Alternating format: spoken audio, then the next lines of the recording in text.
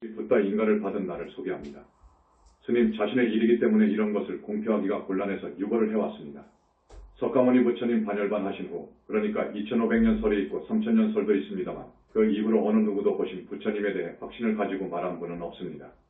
오늘 처음 오신 분, 이 말을 알아들어야 됩니다.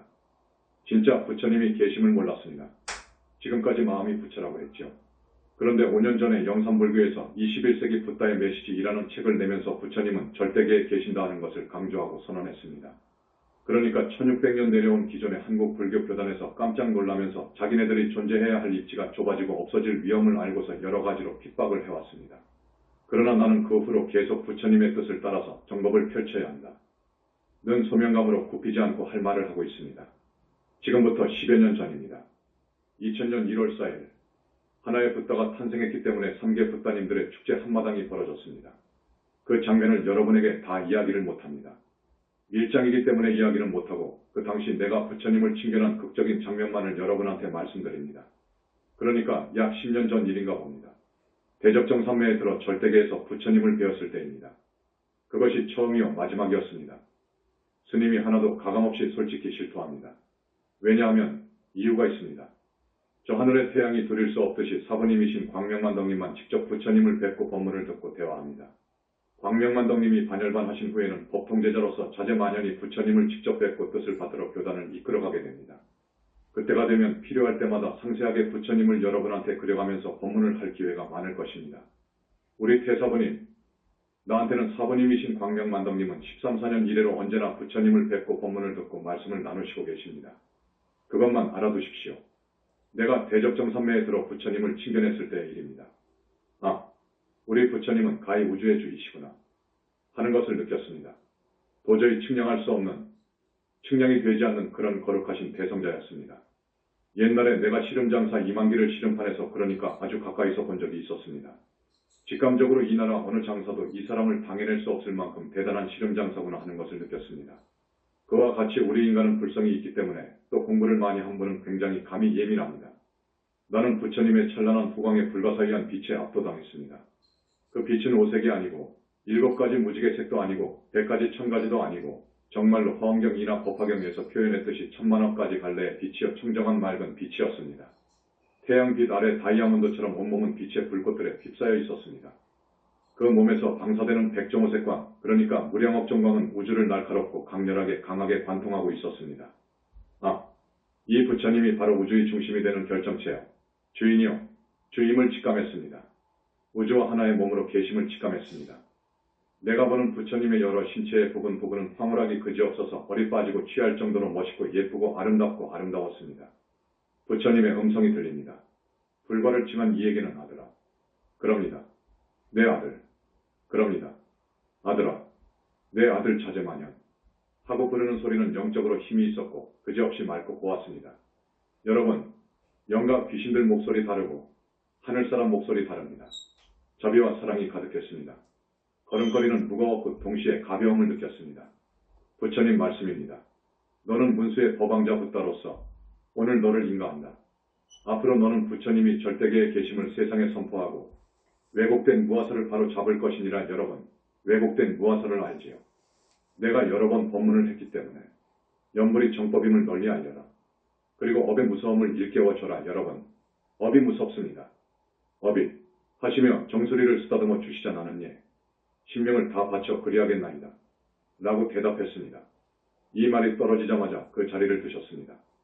나는 내내 신비에 쌓인 화물감 자체가 되어가지고 부처님 뜨신 후에도 한동안 그 청정하고 희유한 기에 휩싸여 있었고 내 몸은 새털같이 가벼움을 느꼈습니다. 곧 삼매에서 일어나 일상의 나에게로 돌아왔습니다. 이것이 처음이요 마지막이었습니다. 나는 법왕자입니다. 나는 법왕자이기 때문에 법을 설할 의무가 있습니다. 진리가 왜곡된 말세에 부처님의 정법을 펴야 됩니다. 지금 정법은 다 왜곡되고 죽어 있습니다. 여러분, 연불이 정법입니다. 부처님은 절대계에 계십니다. 실제로 수행자가 21세기 붓다의 메시지 권대로 하면 누구나 부처님을 뵐 수 있습니다. 선정을 넘어서 아라한 삼매를 넘어서 보살 삼매를 넘어서 붓다의 삼매로 들어가야 됩니다. 대단히 어려운 난관이 있습니다. 이것은 마장의 장애를 받아서 인간은 도저히 들어갈 수가 없습니다. 아라한 삼매 이상은 들어가기가 무척이나 힘듭니다. 그것을 알았습니다. 그것 그건 불가능에 가깝습니다. 그렇기 때문에 부처님 이후 지금까지 어느 종교, 불교의 어느 교단, 어느 종파 큰 스님들이 거의 아라한 이상의 성과를 얻기가 힘들었습니다. 그러나 우리 영산불교 현지사는 지금 35명의 보살을 쏟아냈습니다. 여러분, 정법에 귀의해야 됩니다. 부처님께 귀의해야 됩니다. 이것이 가장 중요합니다. 이 말씀을 여러분의 마음속에 꼭 새기십시오. 이 만연이 힘주어서 여러분한테 권합니다. 정법을 따라야 됩니다. 우리는 죽어도 정법을 따라야 됩니다. 부처님은 절대계에 여여히 계십니다. 절대계를 경전에서는 상적광세계라고 합니다. 상적광세계가 있습니다. 그건 대적정산매를 통과해야 들어갑니다. 거기는 그 어떤 사람도 들어갈 수가 없습니다. 영산당시 안한이고 가섭이기 때문에 이런 큰 성과를 얻은 것입니다. 자제만연의 이 법문을 말세 우리 불교 어느 종파 스님들도 믿으려고 아니합니다. 천여년간 아니 2000년여간 세뇌되었기 때문에 부처님이 절대계에 계신다는 소식을 듣지 못했기 때문에 이것을 이해 못합니다. 부처님 없다고 합니다. 부처님 없다고 해.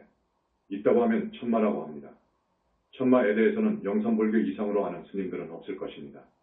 천마의 실체도 모르면서 부처님을 함부로 천마라고 그렇게 말하면 부처님을 모독하고 능멸하여 무간지옥에 떨어질 말이 됩니다. 부처님을 뵈려면 깊은 산매에 들어가야 되고 앞에서 말씀드렸죠. 무량억정광을 봐야 됩니다. 이게 기준입니다. 내 책에 강조했을 겁니다. 역사 이후로 무량억정광을 본 분이 몇 분 없습니다. 지금 태사부님이신 광명만덕님이 반열반할 때까지는 나는 지금처럼 법을 설할 것입니다. 하늘에 해가 둘이 있으면 안 되기 때문에 반열반하신 이후 나는 크나큰 능력을 갖추어서 부처님, 여러 3개의 붓다님들과 법문도 듣고 대화하고 명실공히 완벽한 붓다로서 법왕자로서 법을 설하게 될 것입니다. 우리 신도분들에게 진정한 성공, 진정한 행복이란 무엇인가에 대해서 말씀을 드립니다. 진정한 성공, 진정한 행복은 어디에 있는가? 왜 불교에서는 삼매를 소중히 여기는가? 현지사에서 말하는 삼매에 든 이는 이 세상에 거의 없습니다. 외도이지만 힌두교 쪽에 삼매에 드는 이들이 가끔 나옵니다. 그러나 그것은 외도입니다. 사람들은 성공해서보다 더 행복하게 살려고 버둥거립니다. 그래서 학생들은 명문학교를 가고 명문대학을 가고 사법행정고시를 합격해야 된다고 머리를 싸매고 몇 년 동안 두문불출 고생을 합니다. 어떤 학생은 자기의 소질이 의사로 판단해서 의대를 가가지고 의사가 되어서 삽니다. 대학원을 나오고 유학을 가서 교수로 출세해 보겠다고 하는 사람도 있습니다. 혹은 돈을 벌어야 된다. 돈이 최고다. 나는 사업가로 성공할 것이다 하고 그쪽으로 나가는 사람도 있습니다. 혹은 스포츠라든지 미술이라든지 음악을 전공하는 사람도 있습니다. 그쪽에서 열심히 노력을 해서 성공하고자 합니다. 그러나 그 중에는 나름대로 성공하는 사람도 있고 실패도 하고 그러면서 결혼을 하고 아기를 낳고 사시다가 늙고 병들어서 죽습니다. 이것이 인생입니다. 그러나 스님들처럼 성직자들처럼 인생이 무엇인지 어떻게 살아야 하는지를 알아서 종교인이 되는 사람도 있습니다. 나는 불교를 선택했습니다. 불교 이상으로 위대한 종교는 없다고 판단을 해서 불교를 선택했습니다. 화두를 들고 싸웠습니다. 화두만 깨치면 윤회를 벗어나버리고 삼계를 탈출할 줄 알았습니다. 그러나 그것은 윤회를 벗어나기에도 힘겨운 공부였습니다. 그래서 연불로 돌아왔습니다. 그런데요, 내가 이렇게 되기까지, 연불로 돌아오기까지 수행하면서 늘상 생각해왔던 것들이 있어요. 이 부분들에 대해 나는 확신을 했습니다. 저 세상이 있다는 것을 확신했습니다. 중생은 윤회한다는 것을 확신했고 육도가 있다는 것을 확신했습니다. 지옥이 있고 짐승세계로 떨어질 수도 있다는 것을 알았습니다. 업이 진짜 무섭다는 것을 알았습니다. 극락이 있고 해탈하는 길이 있다는 것을 알았습니다. 그리고 나는 이 모두를 다 보고 확인했습니다. 그래서 여러분에게 진정한 성공과 행복에 대해서 말씀드리고자 합니다. 진정한 행복은 밖에서 찾으면 진정한 행복을 얻을 수 없습니다. 안에서, 마음속에서 찾아야 됩니다. 그 행복은 마음속 깊이 숨어 있습니다. 밖으로 오간, 눈, 코, 귀, 잇몸을 오간이라고 합니다.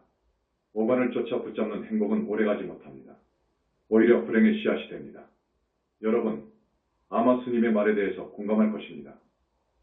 스님은 왜 선정삼매를 권하는지, 이것이 중요한지, 나아가서 부처님에 대한 믿음을 강조하는지를 아셔야 됩니다.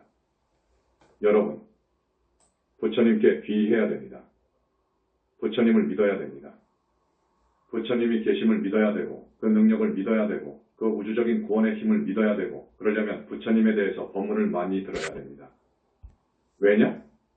부처님은 계시기 때문입니다. 앞에서도 스님이 직감적으로 봤지만 잘 본 것입니다. 부처님은 우주의 주이십니다. 우주의 주. 주인이다 그거요. 일신교에서 말하는 하나님. 하나님은 없습니다. 하나님의 하나님이 부처님이 오시다. 부처의 경계로 가면 우주와 하나가 되는 경계가 나옵니다. 그 몸을 얻습니다. 그것이 법신본리입니다. 그 법신본이 구체화된 것, 형상화된 것이 보신볼 이옷이다. 이 보신볼, 이 부처님의 능력이 우주적입니다. 이 부처님이 계심에도 불구하고 이 부처님이 없다고 합니다. 부처님이 없다고 합니다. 마음이 부처라고 합니다. 마음은 어디까지나 마음이옷이다. 마음은 마음이옷이다. 이 부분에 대해서 앞으로 여러분에게 많은 이야기를 할 것입니다. 마음과 물질의 원질, 이것은 공에서 나온 것입니다. 공. 공을 깨쳐야 이때부터 참다운 지혜가 발현됩니다. 그런데 공을 깨쳤다 하더라도 공과의 합의는 절대 없습니다. 어렵습니다. 공을 정멸이라고도 합니다. 공과의 합일, 계합. 중생은 절대 안 됩니다. 합일이 되려면 다겁생으로 내려오면서 지은 업장이 제로 제로가 되어버려야 됩니다. 완전히 소멸되어야 됩니다. 순수해져 버려야 돼. 탐진치 그 번뇌의 뿌리가 완전히 뽑혀져 버려야 돼. 공과의 계합은 그것만 가지고도 안 돼. 다겁생으로 내려오면서 악과 습에 탁한 기가 완전히 소멸되어 버려야 됩니다. 이것만 가지고도 또 안 돼. 여러 생을 살아오면서 지은 악연 나쁜 인연 원결이 다 정리되어 버려야 됩니다. 은혜와 빚이 전부 갚아져 버려야 됩니다. 이렇게 순수한 내가 되어야 순수하고 충정무구한 저 공과 하나로 계합이 되는 거예요. 불지에 가가지고 불의 경지에 가가지고 계합이 되는 거예요. 깨쳐가지고는 이제 그 경계는 한두 달 가버리면 어느덧 없어져 버려. 다시 그 경계에 들어가기 어려워. 그래서 그 공의 경계, 그 공, 그 툭 터진 빈, 허공과 같이 빈 그 경계, 현상계의 본체를 봤으면, 공의 실체를 봤으면 이제 그대로 그걸 스승으로 생각해서 모든 것을 공으로 보고 집착하지 말고 나 없는 수행으로 들어가야 되는 거예요. 두타행으로 말입니다. 그래서 아라한이 되는 거예요. 아라한이 되면서 아라한 삼매에 들어가는 거예요. 선점, 더 깊은 삼매, 아라한 삼매에 들어가는 거예요. 아라한은 이제 연불을 함으로써 보살이 되는 거예요. 연불 아니면 절대로 갈 수가 없는 거예요. 연불 없이는 절대 보살이 될 수 없어. 절대 극락에 왕생할 수 없어. 부처님의 가피가 있어야 돼. 그 우주적인 구원의 힘을 지니신 그 큰 법계의 어른인 부처님의 가피를 얻어가지고 보살이 되고 붓다가 되는 거예요. 이걸 알아야 돼. 이걸 몰라? 우리의 오관, 아니비설신울 오관이라고 하지요. 눈, 귀, 코, 잇몸. 오관이 하자는 대로 밖으로 오용락을 찾아 달려가서 잠깐 그 용락을 즐겨보아도 순간에 행복을 느낄지 모르겠지만 그건 항상 채워도 그러면 그럴수록 공허하고 더 부족함을 느낍니다. 중생은요 이렇습니다.